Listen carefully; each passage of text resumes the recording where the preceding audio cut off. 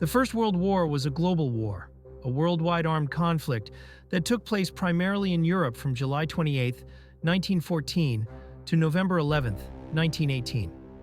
It involved 38 countries with a total population of 1.5 billion people. Known at the time as the Great War or the War to End All Wars, it led to the mobilization of over 70 million military personnel, including 60 million Europeans, making it one of the largest wars in history and also one of the deadliest conflicts ever recorded. Historians estimate that up to 8.5 million soldiers and 13 million civilians lost their lives. A series of genocides resulting from the war, along with the related 1918 Spanish flu pandemic, caused many millions of additional deaths worldwide. The conflict had a decisive impact on the course of human history in the first half of the 20th century. Today, we will learn how the First World War began. The main cause of the war was the assassination of Archduke Franz Ferdinand, heir to the Austro-Hungarian throne, who was killed by a Serbian student, Gavrilo Princip, on June 28, 1914, in Sarajevo. The student was a member of the organization Young Bosnia, whose goal was to unite all South Slavs and achieve their independence from the Austro-Hungarian Empire. The Sarajevo assassination triggered a series of rapid events that escalated into a full-scale war.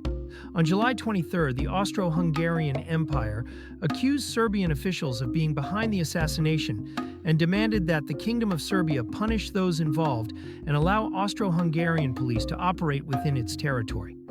That same day, Serbia announced mobilization and stated that it would only partially accept the terms of the Austrian ultimatum. On July 26, the Austro-Hungarian Empire began mobilizing its own forces and moved troops to the border with the Kingdom of Serbia. On July 28, due to Serbia's failure to fully comply with the ultimatum, the Austro-Hungarian Empire declared war on the Kingdom of Serbia. The major European powers found themselves at war within a few weeks due to a network of collective defense treaties and the complex web of international alliances. Although the assassination was the immediate event that formally triggered the war, it was merely the final spark in a long chain of causes and developments that had been leading the nations of Europe toward conflict. So, why did the assassination of a single man lead to one of the most horrific wars in human history? There are several reasons. Uneven development among European countries, and as a result, growing tensions between them.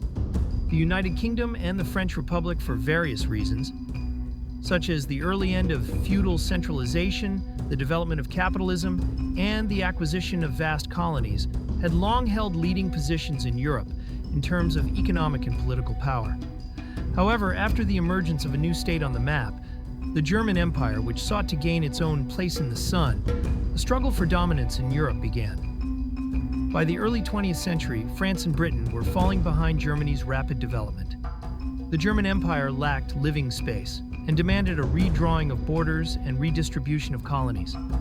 Lack of a mechanism for resolving conflicts through diplomacy. At the beginning of the 20th century, there was no effective plan or system for preventing military conflicts. All hopes were placed on military strength and national power. Militarization. From its very foundation, the German Empire pursued economic, political, and social policies aimed at building up its military might. By the early 20th century, all the major European powers had begun to adopt this same approach. The naval arms race between the United Kingdom and the German Empire intensified in 1906, when the British battleship HMS Dreadnought was launched. Its revolutionary design rendered all previous battleships obsolete. The United Kingdom also maintained a significant advantage in other naval sectors, particularly over the German Empire and the Kingdom of Italy. It is worth noting that the financial burden of the arms race was felt equally in both Britain and Germany. Between 1908 and 1913, the total military expenditures of the six major powers, the United Kingdom, the German Empire, the French Republic, the Russian Empire, the Austro-Hungarian Empire, and the Kingdom of Italy, increased by 50%. Development of expansionist military plans by the major powers Germany's Schlieffen Plan envisioned an attack on France through neutral Belgium and a rapid capture of Paris, followed by the redeployment of the main forces eastward to fight the Russian Empire. France's Plan 17 called for a swift offensive into Germany's industrial heartland. The Ruhr Valley. which would inflict severe damage on Germany's ability to continue the war. Russia's Plan 19 provided for the mobilization of its armies against both Austria-Hungary, Plan A, and the German Empire, formation of military political alliances. One of the main goals of the great powers' foreign policies in the pre-war years was to maintain a balance of power in Europe. This evolved into a complex web of secret and public alliances and treaties, which eventually solidified into two major military political blocs, the Entente and the Triple Alliance. The rivalry between these blocs became a catalyst for the outbreak of war, completion of the global territorial division, and conflicts over spheres of influence. By the beginning of the 20th century, nearly the entire world had been divided among the major colonial powers, the United Kingdom and the French Republic. The German Empire, which entered the colonial competition later than the others, was dissatisfied with this arrangement. This led to attempts at a new redistribution of territories and spheres of influence, a combination of ethnic and political tensions. A Balkan War between Austria-Hungary and the Kingdom of Serbia was considered inevitable, as Austro-Hungarian influence was waning while the Pan-Slavic movement was growing. The rise of ethnic nationalism coincided with the strengthening of Serbia, where anti-Austro-Hungarian sentiment was particularly intense. In 1878, Austria-Hungary occupied Bosnia and Herzegovina, a former Ottoman province with a large Serbian population, and formally annexed it in 1908. The rise of national consciousness also coincided with the decline of the Ottoman Empire. The Russian Empire supported the Serbian cause, motivated by its own interests, and likely not without its initiative, as well as by its rivalry with Austria-Hungary, which had begun during the Crimean War. Recent events, such as the failed Russo-Austro-Hungarian agreement and Russia's long-standing dream of securing an ice-free port, further encouraged St. Petersburg's involvement. Russia also sought to use the opportunity to destroy the last stronghold of the Ukrainian national movement in Galicia, which threatened its imperial ambitions and the integrity of the Russian Empire.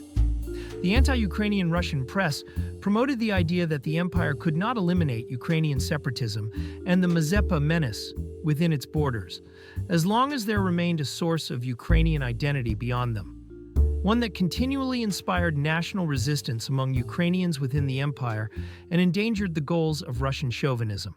Thus, after the assassination of Archduke Franz Ferdinand, the Austro-Hungarian Empire used the event as a pretext to resolve the Serbian question, with Germany supporting its actions. At first, the Russian Empire planned a partial mobilization aimed at the Austro-Hungarian border. However, on July 31st, after the Russian General Staff informed the Emperor that a partial mobilization was logistically impossible, a full mobilization was ordered. The Schlieffen Plan, which relied on a swift defeat of the French Republic, did not account for an unhindered mobilization of Tsarist Russia's forces. As a result, on August 1st, Germany declared war on the Russian Empire, and 2 days later, in the French Republic. Germany then violated Belgium's neutrality by attacking France through its territory, which led to the British Empire entering the war. After that, 5 of the 6 great European powers were drawn into the largest continental conflict since the Napoleonic Wars.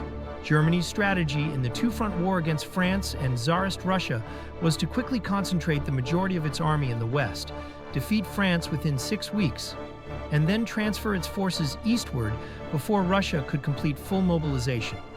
On August 2nd, Germany demanded free passage through Belgium, a crucial condition for achieving a swift victory over France.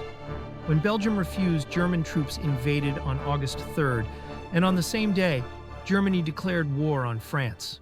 The Belgian government invoked the Treaty of London of 1839, and on August 4th, in accordance with its obligations under that treaty, the United Kingdom declared war on Germany. On August 12th, Britain and France also declared war on Austria-Hungary, and on August 23rd, Japan joined the war on Britain's side, seizing German possessions in China and the Pacific. In this video, we have covered only the causes and the outbreak of the First World War. In the future, we plan to explore the Western Front, the Eastern Front, the Italian Front, the Balkan Front, the Middle Eastern Front, the African Front, and the Asia-Pacific Front. This has been Echo of History. Don't forget to subscribe, leave a like, and see you soon.